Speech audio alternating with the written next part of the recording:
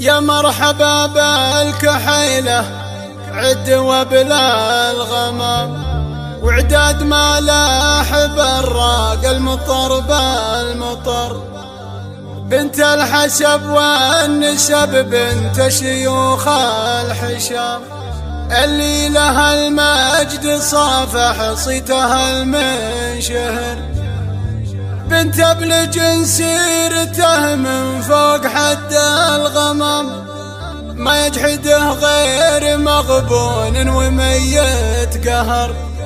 ما يجحده غير مغبون وميت قهر. قناة بندر العتيب. هيا قبلي يا شموخ العز واغلام الدم، عزله انطلتك دايم تشوق النظر. يا مرحبا بالكحيلة عد وبلا الغمام، وعداد ما لاح بالراق المطر بالمطر. يوم اقبلت رزنها الشيخة وبنت الحشام، المهرها النادرة من بين بدر وحضر. في قاعة الحافلة تكون القمر بالتمام، ولا بعد يمكن اجمل من طلوع القمر. رزنه رزينة عقل بالفعل ما هو كلام، يلا تمهل لها وتمدها بالعمر. رزنه رزينة عقل بالفعل ما هو كلام، يلا تمهل لها وتمدها بالعمر. بنت الحسب والنسب بنت شيوخ الحشام، اللي لها المجد صافح صيتها المنشهر. بنت ابن جنسيرته من فوق حد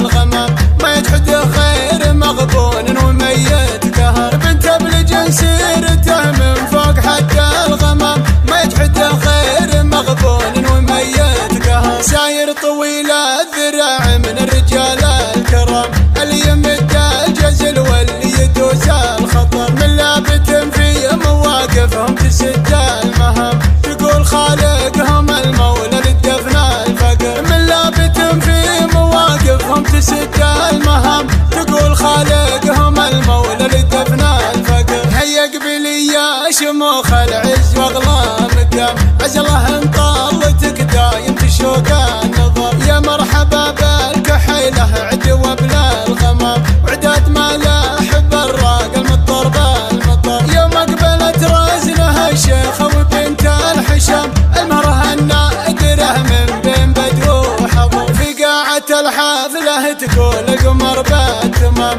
ولا بعد يمكن اجمل من طلوع القمر. رزنه رزينة عقل بالفعل ما هو كلام، يلا تمهل لها وتمدها بالعمر. رزنه رزينة عقل بالفعل ما هو كلام، يلا تمهل لها وتمدها بالعمر. بنت الحسب والنسب بنت شيوخ الحشام، اللي لها المجد صافح صيتها المنشهر. بنت ابن جنسيرته من فوق حد الغمام، ما يجحده غير مغبون وميت قهر. بنت ابن جنسيرته من فوق حد الغمام، ما يجحده غير مغبون وميت قهر. ساير طويل الذراع